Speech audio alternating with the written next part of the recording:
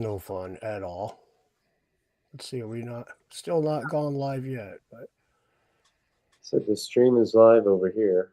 it does. Oh, it says that I'm live over here too. No, it Oh, just popped on the screen over here. The stream is okay. Yep. All right. Cool. I'm live on my end too. All right. All right. All right. How we doing, Robert? good. Dan, how's it going, man? Good. Good to see you again, man. It's been a couple, 3 months. Yeah, yeah, it has. Well, back in Scottsdale, and that's the first time that I've met you. We didn't really have a lot of time to hang then, but this time in Sedona, I think we'll have more time. Yeah, I actually met you in Sedona first with Graham Hancock, but That's we right. barely had any time to talk then, so I'm not surprised you didn't remember that. There was a lot of people there, and yeah, I had a lot of people that I was talking to there as well. Yeah, Scottsdale was a lot of the same, but yeah, we got a chance to actually sit down and chat then. Yeah, yeah, that was a little more time. I forgot about the grammar. I'm not surprised. Like I said, you were busy, man. You were running like mad. It was warp speed. I was running from one thing to the next, and while I was running, people were trying to stop me. Hey, could I stop you just for a quick question? I was like, no such thing. Yeah, kept talking with me. Yeah, I felt bad. A lot of people that I was talking to, I had to just end the conversation before they were. So many people wanted to give me 2 hours of information. I'm just like, I'm only here for a couple of days, but I'm in Sedona. I'm going to be there. I'm coming on the 30th, and I'm going to be there till at least the 4th. And if we end up doing any of the tour stuff afterwards, which is a possibility, I'll be around for that as well. So I want to have time to, even in Scottsdale, I took time to two different people that had presentations and stuff that I went to their hotel rooms and sat down and watched their videos that they hadn't put on YouTube or their PowerPoint presentation in one case. And so yeah, I'm trying to make sure and listen to everybody's stuff. It's hard to read those emails, but in person, it's really easy to sit down and be like, hey, here's what I'm thinking, and give them 45 minutes. Yeah, I was, wanting to dive a little bit into your channel, debunking, and what brought you to that. You've probably told this story before, but I'm interested, Oh, and how you got to this place because you've been on Joe Rogan now and Pierce Morgan, and that must be kind of surreal, right? yeah, in a lot of ways. I mean, honestly, meeting Graham was a lot bigger of a deal to me because I've been a fan of Graham Hancock since the '90s. Like I pre-ordered Fingerprints of the Gods because so from Hastings I'd read Sign and the Seal already. So like my copy when I had him sign that and Santa signed Heaven's Mirror, and both of those would just beat the hell copies. Right at that point, they'd been around the block, but what what got me making my YouTube channel is I've been reading this stuff forever, been reading ancient history stuff forever, and my son, I got custody of my son a little over 10 years ago. I've helicopter parented him. He got to the point where he's like, Dad, helicopter somewhere else, would you? Because he's a teenager now. So I started watching Graham Hancock stuff again. I saw Ancient Apocalypse, and I'm like, okay, in this day and age, you got to have YouTube debunkers. I wonder what they say. And it was disappointing. It was like watching a bunch of creationists debunk evolution. They didn't know the topic. They didn't know the material. It was like I don't really. They're just attacking straw men of what. And when people had told them, people would say, "Hey, that's not what Graham's real position is. You're just taking one little tidbit and extrapolating in the wrong direction." And they're saying, "Oh, it's not up to me to look at all of his stuff. It's just up to me to discuss what he put in this episode." And I'm like, is that how you do evolution? Oh, well, that's what Charles Darwin said, so I don't care what any of the other science says. I just want to attack this one statement. This isn't a path to truth. This is attacking a man. And so I started making videos responding with science. Instead of saying you guys are a bunch of conspiracies, you guys are a bunch of alphabet people. You're part of the dark web or what. You're the hands that's manipulating this all. Instead of doing that, I just went and played by their playbook. You're wrong here scientifically. You're wrong here scientifically. Logically, you don't make any sense.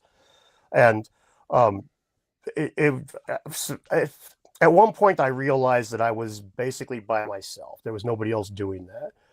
There was a response video I did to Emperor Tiger Star. His he covered Fingerprints of the Gods, and it was so bad that I had less than 1,000 subscribers. He had 250,000 subscribers. When I responded to his video and told him, he took his video down because he saw it was just horrible. He couldn't find anything because he didn't look, because debunking Graham Hancock was like debunking flat earthers. Talk smack, get some clicks, cha-ching. Cottage industry, which is exactly what we talked about in Sedona, right? It was about the debunking industry, is what, as Graham called it, and it's very much what it is.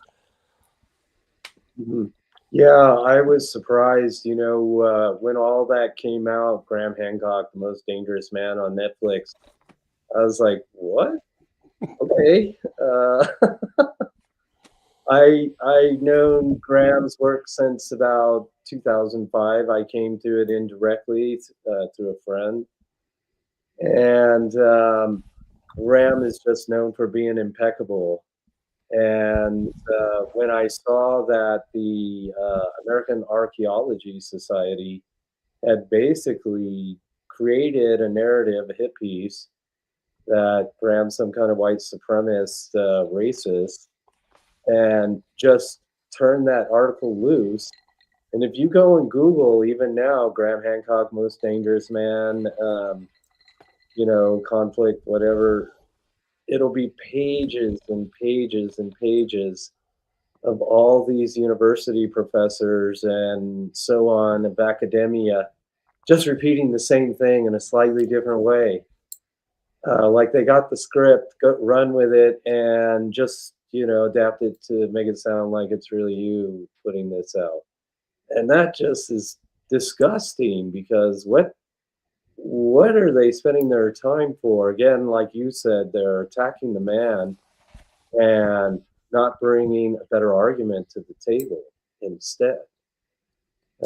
So that, yeah, like you said, that's what Sedona was all about last year's Fight for the Past. And when Graham aptly, appropriately titled it that, I was like, wow, spot on. That's it. That's the title. Yeah. Yes. Santa made me laugh really hard at that event. We were outside and it's hot. We're standing out there talking for about an hour. And finally she fans herself and goes, I need to go in before I get darker. And Graham becomes even more of a racist. And I was just like, oh, fuck. I couldn't stop laughing. Excuse my French. It just killed me. She caught me completely unawares. But, that is, it's the kind of thing that deeply hurts Graham. Graham's a very spiritual person. I, for lack of a better way of putting it, I'm really not. I mean, it's not that I'm not. I'm more jaded or more thick-skinned. So if somebody calls me a racist, I just make a your mama joke and just carry on with what I'm doing. It's when it's when they becomes like when it starts to get a little bit of teeth. And I could see where with Graham it did have a little bit of teeth, because the way that they're doing this is effectively, not only is it just it's not just attacking the man instead of the idea. They're actually bringing in people that really don't care. Like if you tell somebody, hey man, this guy's got the wrong opinion on the pyramids, so what? I'm playing Fortnite, leave me alone. But then you tell them, hey, this guy's got the wrong opinions on the pyramids and it's racist. 10% of those people are going to put down their controller and get up and do something. And that's exactly why they do it. It's so cheesy and so underhanded and so manipulative that it's, I was really surprised. It's one of the things that I this internet culture of social media, letting dumbasses like me get out there and talk to millions, is great for a guy like me, but it's been really bad for science, because science used to filter who they let us see. We saw Carl Sagan. We didn't see Flint Dibble. And there was a reason for that. They know what happens when we start seeing Flint Dibbles. We end up in this position where nobody trusts them anymore. Yeah, it seems like it's more about let's get rid of the results and a stronger argument that Graham may be bringing to the table, and let's just mislead everybody from the beginning. That's another thing that pissed me off, is because then you take genuinely curious, honest people who think they're doing a justifiable thing and a righteous thing, and you turn them off to the potential that they could look into, and also take away their own critical thinking, to get them to come into this mob mentality and just rip anyone who seems to fall into the category that we deem, offensive, and let's cancel them. That's- It's so um, the irony of it being couched as we are fighting false information is just the it's so it's how these guys sleep at night's beyond me. It's like, you're lying about stuff. The lies they've told about me personally, that they'll take a video, edit me out of context, and it's to the point where, I mean, the way I explain it to my friends, so I don't have to get into all the details of my video, it's like if I had a video of me working at a till and I put a $10 bill in and pulled out two $5 bills in change and put that in my pocket, that pulled the 10 out of my pocket, these guys would edit the last half of it and accuse me of stealing. This happens all the fucking time to me, and way more to Graham. Way more to Graham. That when he was on Rogan in a debate with Flint, and he says, and Joe asks him, he goes, "Well, is it fair to say in what they have searched that they haven't found any evidence for an advanced lost civilization?" And Graham says, "Yes, in what they have searched." But this quote always gets cut into just that. They just got through talking about before that. They're talking about Antarctica. They're talking about the continental shelves. They're talking about the Amazon rainforest. There's very specific locations that are mentioned that are the context of this quote, but they don't give a rat because they can weaponize that sound bite. And I often compare it to Norm Macdonald did his bit where he's talking about how Norm Macdonald, the comedian, he did a bit about Hitler's dog, and he's like, "Now this is the part where's the problem," and he goes, he's imitating Hitler's dog, and he runs up and he goes, "You're all right, Goebbels, but that Adolf Hitler is the greatest man alive." And he's like, "All right, you guys go take that sound bite," and that's exactly it. That's exactly what they do. They take this out of context, tongue-in-cheek stuff, and use it as he really meant that. It again, to say that we're fighting pseudo information, we're fighting disinformation while you do that is just, it's grotesque. Yeah, and the whole point of why Graham is bringing back this information, or bringing up this information at all, is just to show our origins. He's not trying to put a winner or a loser, who's here, who's there. He's just presenting the evidence of other people's work, who are real scientists out there in the field, just as Graham is. He goes to all these places himself. He doesn't just talk about them off the cuff.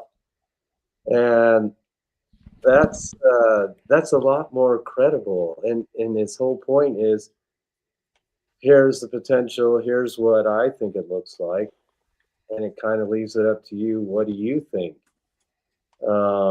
And the whole academia seems to be oriented in lockstep with a lot of other institutions to just tell a specific narrative, whether it's our history is only 6,000 years old or whatever it is, because I'm sure there might be a lot of theocracies that would have issue with that. But it's weird. They're all, I mean, the World Economic Forum, the Antiquities Ministries, education systems, media outlets, they all seem to be singing the same tune. Let's not look over here. It's weird. I A year ago, I felt a lot less like that was the case than I do now. I felt like it was just more of an individual acts of hubris, like on individual personal things, one at a time. But the elongated skull thing, the more that I do cover that, the more I dig into that, the more that I find they are actively hiding the information now.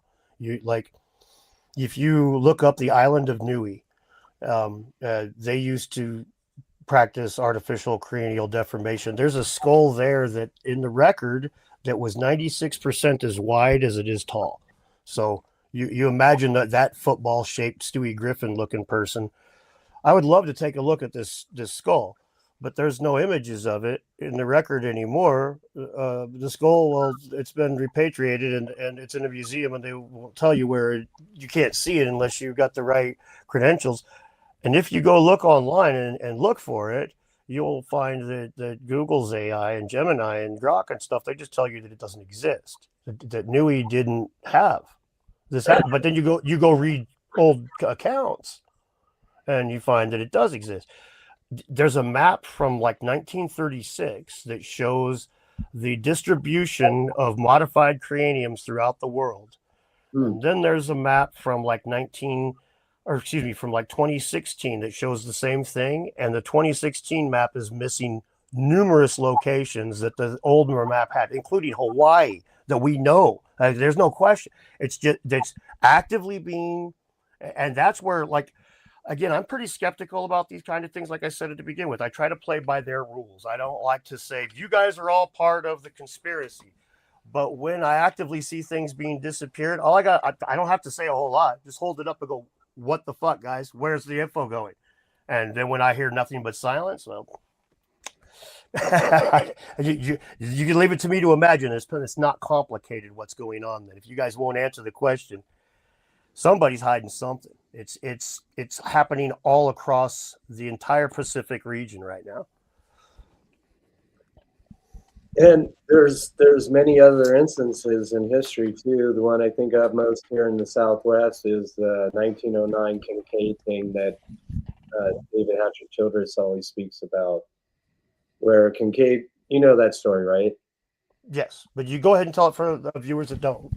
Yeah, so this guy Kincaid, who was an expeditionary, he was hired by the Smithsonian to do an expedition down the Colorado River in the Grand Canyon.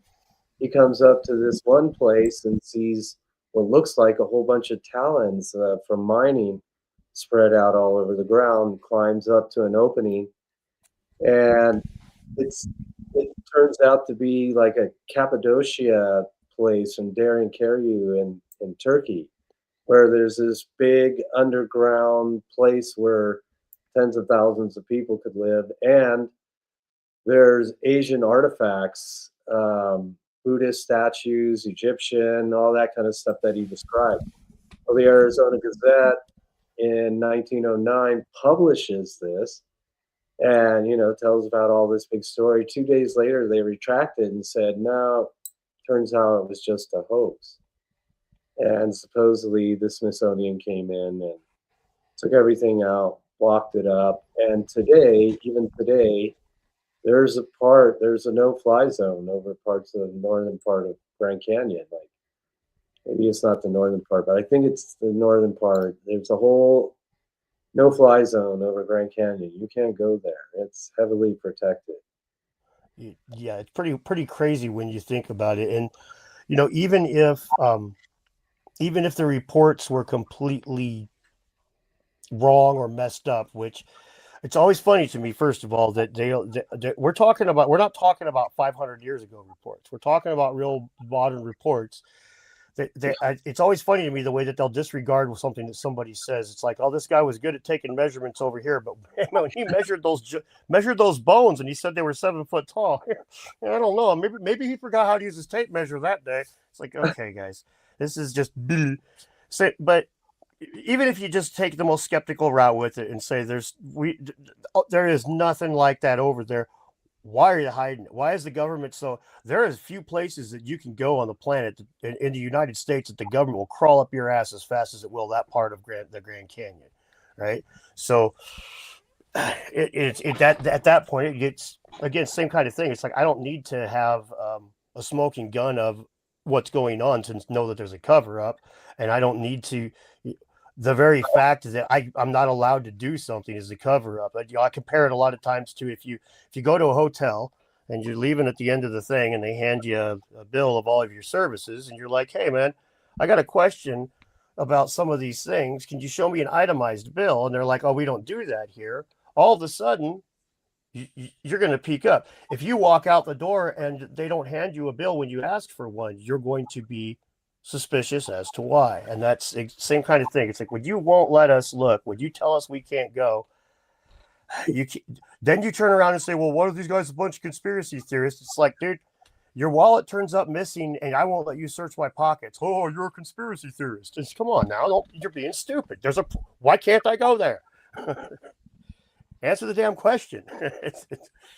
Yeah, it's almost notorious of me. Every time I'm told I can't do something, the first question that comes to mind is why. And then, almost consciously or not, I'll end up doing it somehow or some way. There's something about, it must be the human nature, or at least Scottish nature, Scottish blood. Every time you tell them not to do something, that's the very thing you'll find them doing. So. Freedom. Old Mel Gibson style, right?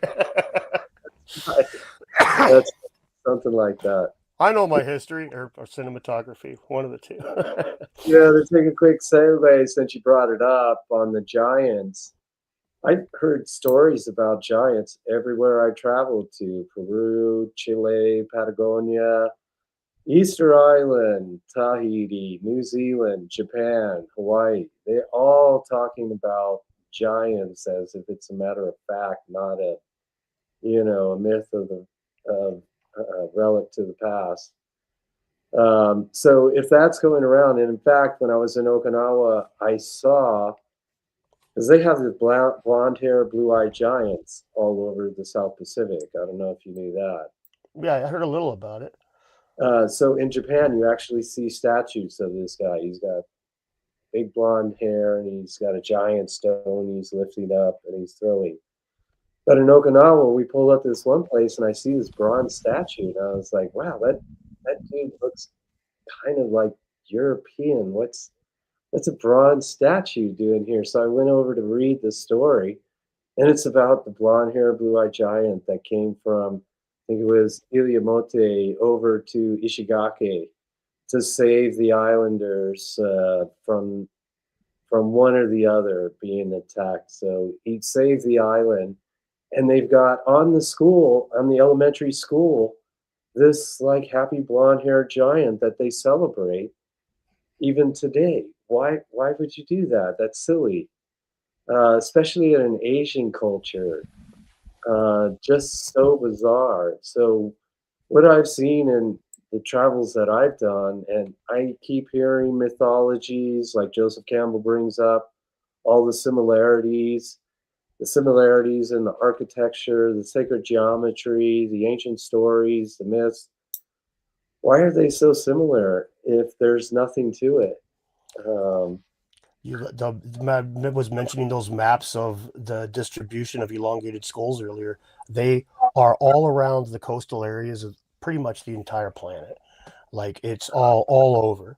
And so, people, the idea that there was no contact between the old world and the new 10,000 years ago, to me, is absurd.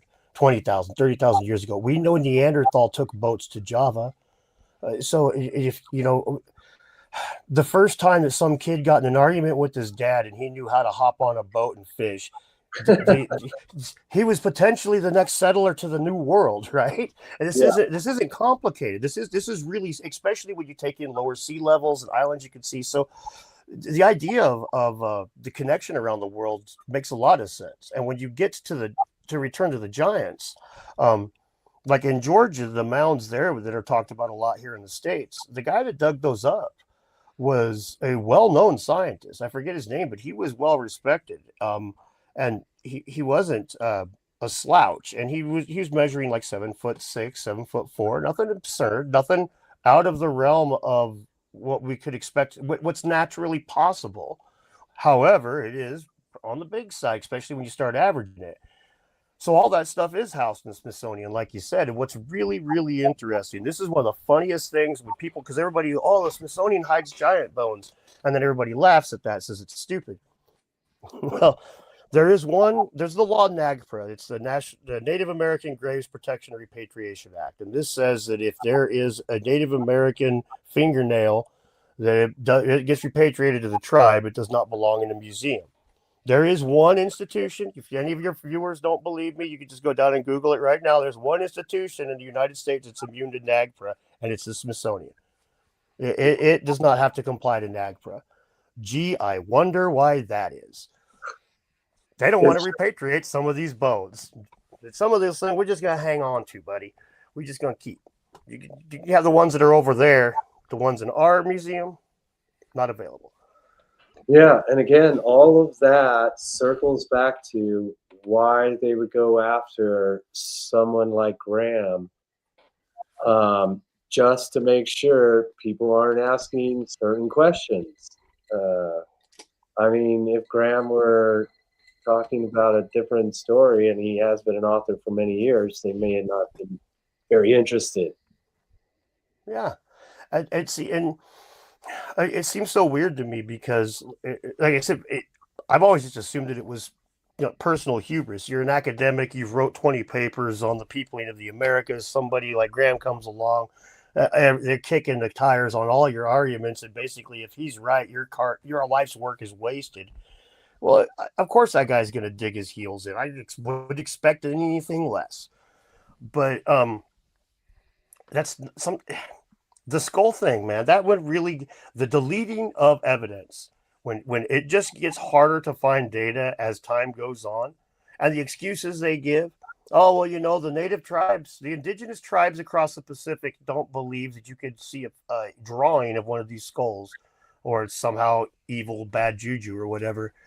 And that might be the case in certain places, but the Amish have that kind of belief with certain groups of Amish, but the Mennonites don't, and they live right next door to each other in Pennsylvania Dutch country, and they both had the same beliefs a couple hundred years ago. So you tell me these islanders, thousands of years removed from each other, all have the same belief? Bullshit. This is an excuse. And the ultimate slap in the face is, if you got the right letters next to your name and you're willing to pay the money to go to those museums, you can still put your hands all over those little things. They don't care. Another great example of this, real quick, sorry to babble on this, but the skull cover-up really does infuriate me.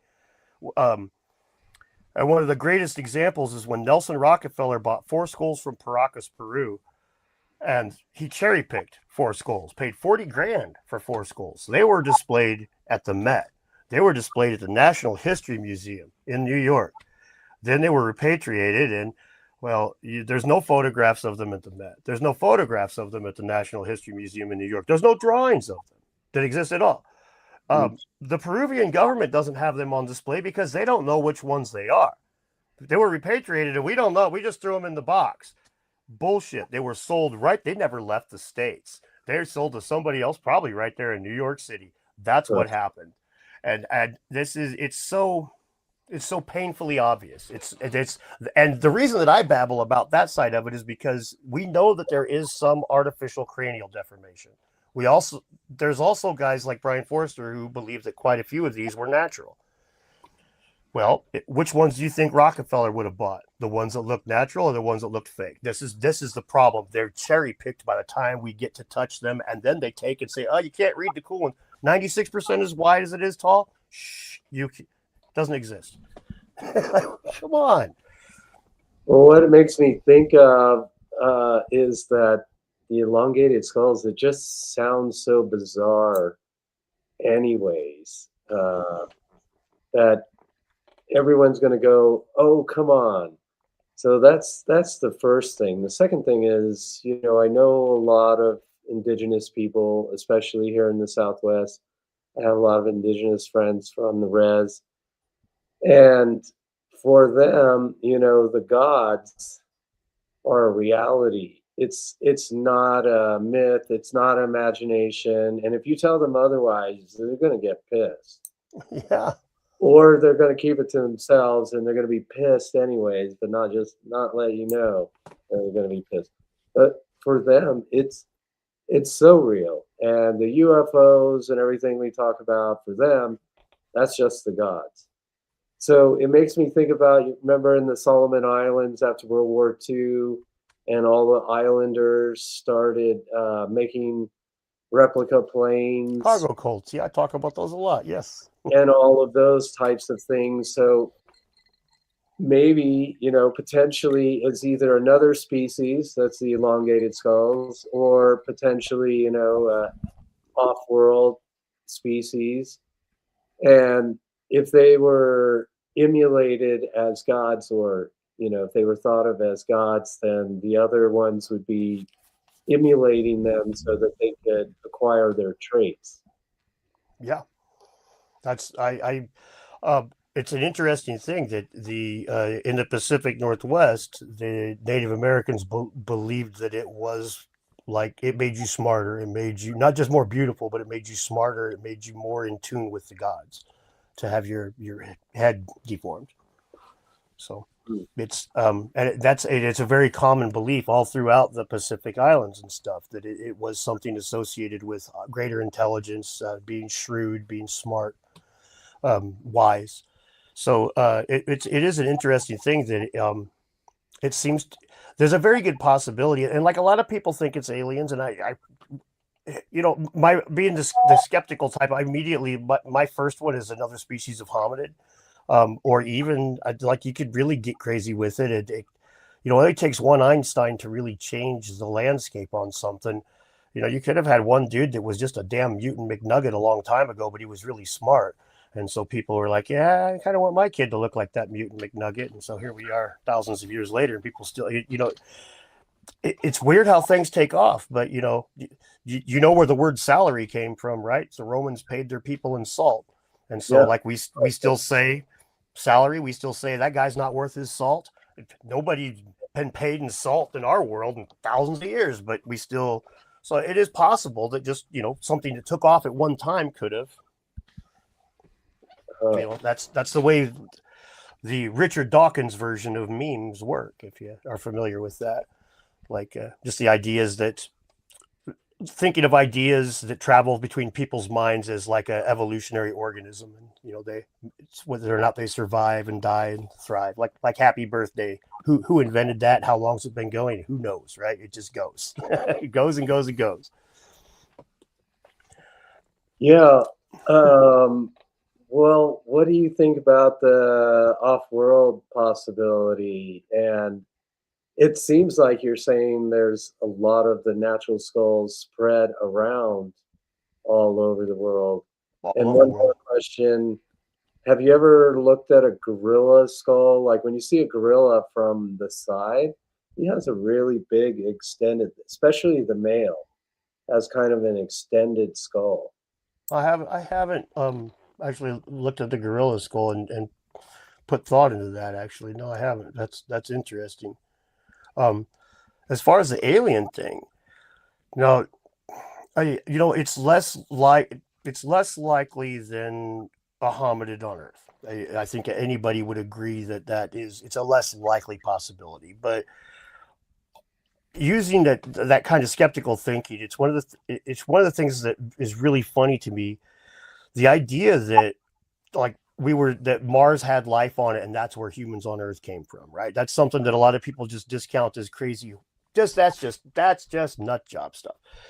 But okay, if you ask anybody, they're going to say there's probably life out there in the universe, right? Okay, I mean, the odds are insurmountable. So now, if you accept that there's probably life out there in the universe, now we know we have organisms on this planet, like those little water bears, those tardigrades, and you could just chuck them out into the galaxy and they just fly around and land, and they're potentially viable when they hit the ground after radiation and freezing temperatures and vacuum. And so if we know that there's life in this solar system, and we know that some of that life is potentially viable after it travels from one rock to another, if you accept that there's probably life out in the solar system, isn't it out in the universe? Isn't there a higher probability there's probably life on another rock in this solar system?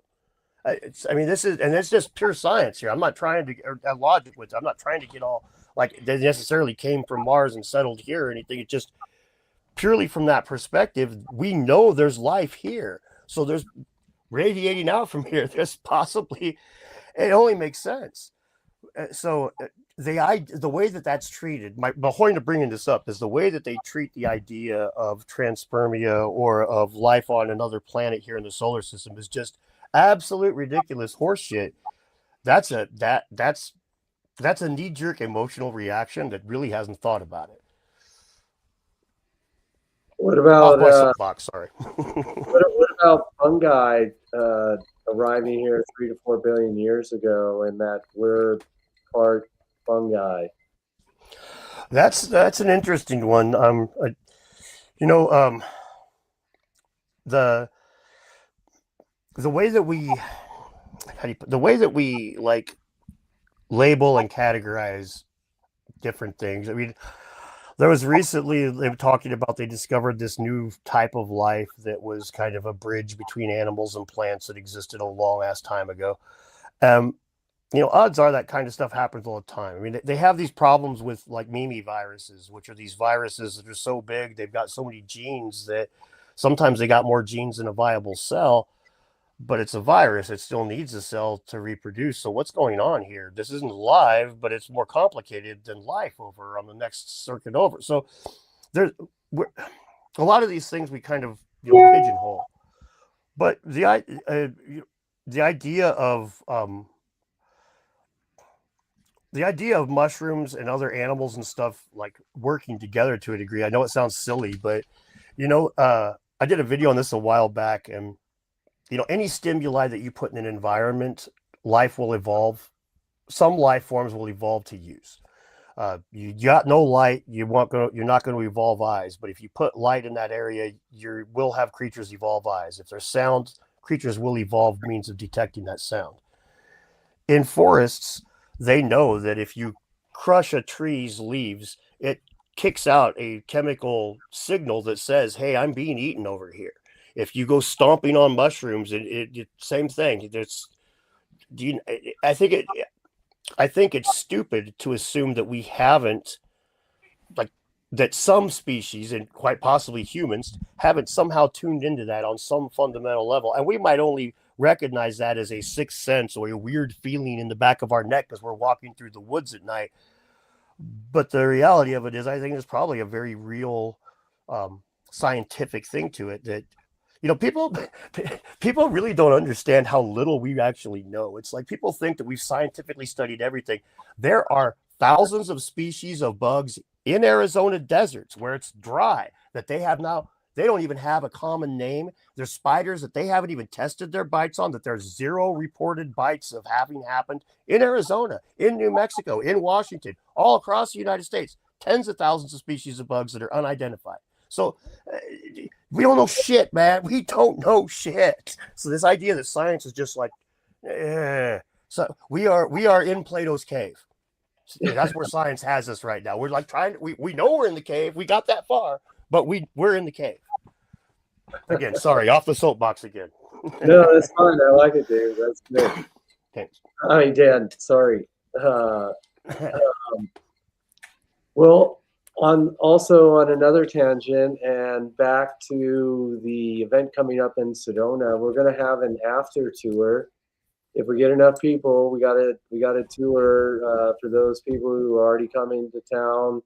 You want to stay on? David Childress is going to join us for a road trip around sites here in the Verde Valley, Sedona, and Flagstaff up near Grand Canyon. We'll check out the Meteor Crater, and also, there's a mine here in Jerome. I don't know if you know about it.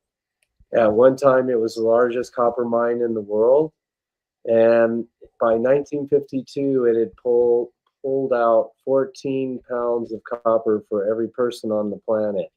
And at that time, there was like 3 billion people on the planet. And it was also at one time the richest city in America before everybody came and fleeced it. But there's some great ancient sites around here. There's Tuzagut, there's V-Bar-V petroglyphs, which is the largest panel in the Verde Valley. But also, when you brought up salary and salt, there's a salt mine in the Verde Valley that we'll go check out on the way to Meteor Crater. So I think that's interesting because salt would have been a really super important commodity, very valuable, much more valuable than it is today. To know where the salt is, because people in this region came from all over northern Arizona to go to this salt mine over here. Oh wow! So, and then there's also the most northern ball court at Wapaki that we'll check out. So I hope we get to check out some of those things. As long as we have enough people to take the tour, we're going to be doing it. We need 8 to 10 people if we're really going to do it, and we're all set and ready to go. We've got a good crew. We've done these tours many times, and we've got our own grills. So we're going to be prepping our own food for lunch and dinner, so we don't have to eat at restaurants, and we can enjoy the nature here. Oh, I love it. Yeah, and we put That's the price down, so that people can make a last minute journey if they still want to, squeeze in a spring break excursion. yeah. The airplane thing is too bad. That definitely pinched some people's plans. I know that for sure. But Yeah, the TSA being stuck, that really slowed things down. But the ironic thing, as soon as the TSA got better, ticket sales just started yep, going off the hook again. So, that's awesome. yeah, that's awesome, but still, it's hard for people to make a last minute trip in 3 weeks. But David Hatcher Childress, that doesn't come every day. It's taken me 10 years just to get David to commit to these things. And he's just a wealth of knowledge, man. And having, Dude, he's a joy to talk to. He's just a nice guy. he's super nice guy. Yeah, yeah. Plus, like what he likes to do at his World Explorers Club, he's got pinball machines and a pool table. So he likes to hang out, play pinball, and play pool, and we talk about these topics come up, and then bing, bing, it just goes all over the place. One topic leads to another. We'll be there 2 hours easily, if we don't stop ourselves. It'll keep going. That'd be, yeah, it's gonna be a lot of fun. I want to check out that ball courts. I really hope we get a chance to do it. When I try and eating on the road like that, man, I love that. When I travel up here in the Pacific Northwest, I've always got a little propane stove in the trunk of the car and a skillet, and I'll cook my breakfast on road trips and stuff by the rivers all the time. That's way better than stopping at a restaurant. Yeah, it's so much nicer, and you spend half of your time getting in the place, getting organized, getting your order, and then there's all the other distraction that's going on at the same time, and it's just cool to hang out in nature, eat outdoors. Done that all my life as well, so I really enjoy that. Yeah, it's definitely. I don't know what it is. This is something about parking your car, jumping out, taking 10 steps, and sitting down by the side of the river and cooking a meal. That's just it just feels so powerfully humanly natural. I love it. Yeah, I really want to check out that ball surprisingly, court, man. what's that? I'm so excited about that ball court. I haven't got a chance to ever see one of those in person, so I'm like, ooh, I want to go. Oh, it's super cool, man. And the ruins that are there, there's also Lamaki close by and Mukoki, and they're unique in themselves. But Wapaki is like it was a big living place, several living quarters, and right next to the ball court, they have this thing they call the blowhole. So they built a structure around it, but this hole goes down into the ground into a subterranean ancient underwater aquifer. And the water down there is tens of thousands of years old. But the thing that happens is when the temperatures are changing, especially when it's hot upstairs, it pulls up all this cool air from the aquifer. So you can put your head over it. My hair would be standing on end, it's flowing out so fast. That's It's awesome. just, yeah, it's amazing. It's like, whoa, okay, here's another example. It looks so primitive, but is it? You know, Yeah. engineering, where did you get the thought for this even to be a thing in the first place? Was it just there? I don't know. It's And trial and error. That's the stuff that always gets me on those. How did they figure this out? Where's the failed attempts? yeah, because it takes a long time to learn by trial and error. That's a lot of mistakes and generations. And their structures are, again, they look primitive. They look so simple. Oh, it's a dirt floor. So what? The engineering, the geometry, and everything that goes on, where it's facing, how it cools the space naturally or warms it naturally in different temperatures. That's advanced. That's not primitive. But Um, thank you. And there's when they talk about the way that it's so funny because the mainstream archaeologists will balk at the word primitive, but they'll turn around, they'll say, oh, that's a loaded term, we shouldn't call them primitive. But then they'll turn around and imply that these people were using the same brains that we have now, and but doing for scratching in the dirt, and running around with, as Ben Van Kerkwijk likes to say, running around with butt flaps. It's like this is stupid. These guys they would have had extremely complicated. If you watch how these dudes would gather iron out of a river to with a magnet and stuff in order to harvest iron. I mean, these ideas were the different ways that people figured out. Look at what cheese takes to make cheese. Just cheese. That's a pretty complicated, man. You don't just put milk on your shelf and it happens, right? And so so there's a lot of the happy accidents that people harnessed, right? And then you get people experimenting with these things. So I get really frustrated when they mention, when they say that they were primitive or something, because it's like these guys were pouring just as much energy and effort and time into things as we do today, probably more. When they didn't sit around looking at their phones and shit, right? They were anytime you watch a video where some dude goes and chills with a hunter gatherer from someplace, there's a guy 20 years older than me that's just ripped. he just he, he looks like he beat the crap out of me when I was 20, right? Still in the army, right? He's just ripped because he's doing stuff all day long. He's living. So yeah, their homes and stuff were extremely functional for what they were designed to do. And that's a lot of times, with the fact that a lot of these communities were capable of living in harmony with nature. And I'm not trying to get all noble savage. They never fought with each other, and they just ate plants, and no. But they had war and stuff, but they were smart. They did things that were intelligent. They did things that made sense. Like if you've ever built an igloo before, you know that you put your sleeping area a good foot up off the ground from where you enter the thing, if you can help it.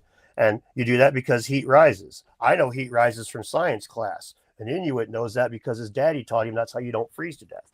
It's not they're primitive and stupid. So yes, anyway, I always take offense at that way because I think that, ancient people thinking that they were dumb is just the dumbest thing ever. Yeah, I think so too. Especially when, the places that I've traveled to, like Peru, you just take Peru and Easter Island, for example, and the stonework they have there, it looks like the same people did the work, first of all. And I do mosaic tile work, and I know how hard it is to get a design to come together with small grout lines. These are giant stones with no space at all in between them. That I can just look at it and go, wow, this is super advanced. We can't even move these rocks. Who's doing that, and how are they doing it? And why don't we do it? Why don't we question ourselves? Why don't we do it? It's funny because like somebody will come along and say, oh well, we can move stone of pretty much any size. I mean, we have the technology to move rocket ships, right? We can move anything. Well, okay, sure, fine. But then you look at Sacsayhuaman, where they got them just lined up like teeth, just these giant stones. And it's like that, and the seams between them are really smooth. And it's like, okay, you can lap a stone to make the side smooth. You could just rub a piece of stone against another piece of stone, and eventually you'll have some paper. You can't fit a knife between the joints. But on this many stones, on this much size, and each one of them, how hard are they to move? Well, according to the one account that we have from that area, from the guy who was half Inca and half Spaniard, he said that like 3,000 people died trying to move one of these big rocks that wasn't even as big as the biggest one that was at the site, and because these had been built much longer ago in the past. That's the records as they were passed. It was Garcilaso de la Vega, I believe is his name. But at any rate, my point is, yeah, you could take one of these stones and you could spend a bunch of time and make it happen. But then you ask yourself, how did this happen on the scale that you're seeing it? And well, you just throw a lot of people at it. It's like, so what do you think it took? Like, how long do you think it took? Well, in the case of the Great Pyramid, for example, 20 to 30 years. Well, at that point, I'm just going to, who am I talking to here? Which one of us has a tinfoil hat on, you crazy bastard? You're trying to tell me that they did all this in 30 years? How long does it take them to build a freeway in your town? Good God. And with modern machinery and all this, it's like this. And if they would just accept, say, 100-year timeline on the pyramids, even, but they refuse to budge on anything, It's like if they think you mentioned Easter Island and the similarity in the stone to Bolivia. Thor Heyerdahl was the first person to popularize that idea. He was demonized. Thor Heyerdahl, the guy that did the Kon-Tiki voyage. Yeah. He was demonized for that. He was called all kinds of names for making that observation. And DNA just recently, like last year, DNA proved that Easter Island was in contact with South America right out the gate. The earliest, the earliest known habitated layer, which is about 1,000 years old, has evidence of sweet potato and evidence of ginger. So that both crops from South America, crops from Asia in the same place. And there's a South American genetic flow out into Polynesia, and there is a Polynesian genetic flow in South America. Easter Islanders have about 10% South American DNA, if I remember right. But yeah, that study just came out last year as well. So, well, my point there is that Thor Heyerdahl was treated like Graham Hancock is. Yeah, he's a liar. He's an idiot. He's a racist. He's stupid. Thor had some spicy ideas for his day, but they just called him all the names. But he was right. Not entirely, but he was right about. And they wouldn't even not one point would they give it to him on.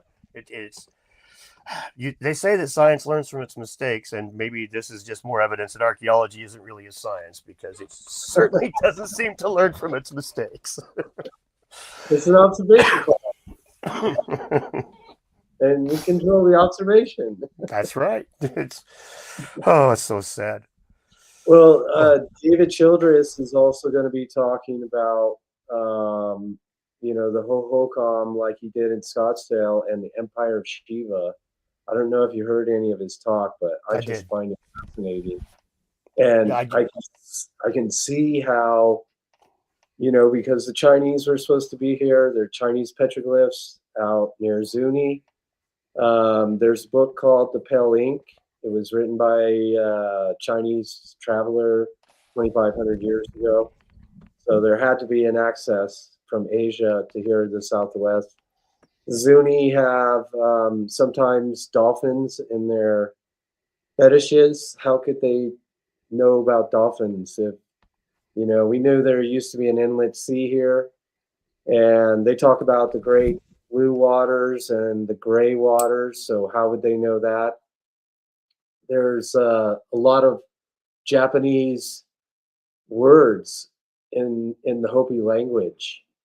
And there's a book about that too called The Zuni Enigma, which shows the comparison of these Japanese words. So we have proof that they can come across the ocean, and we know that it's like a highway with the currents on the ocean if you know how to use that and map the stars. So it's all there. And On top of that, the Rongo Rongo script from Easter Island is almost identical to script in the Indus Valley.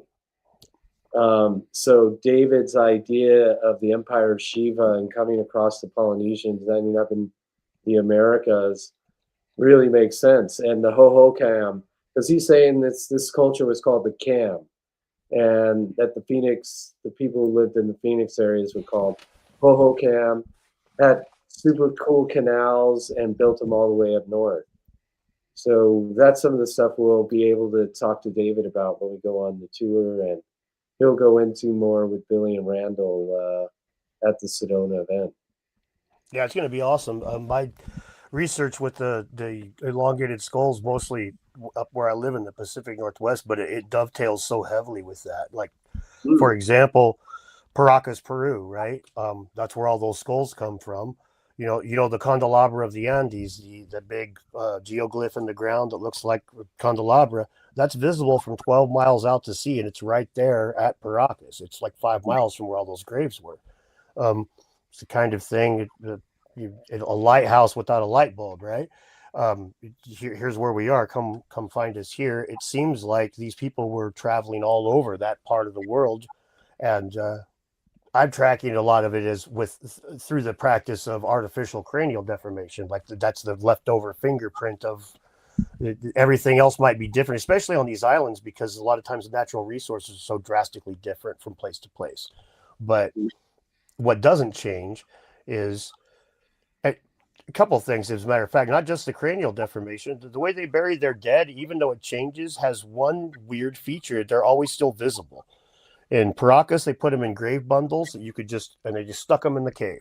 You just walk over. You don't have to, they weren't buried. You just walk over, open the bundle up if you want.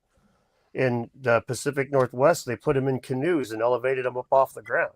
So when you buried Grandpa or you buried Dad, Grandpa's canoe's right over there. He's still just laying in it. And the other one that they used to do up in the Pacific Northwest to a lesser degree was make catacombs out of driftwood.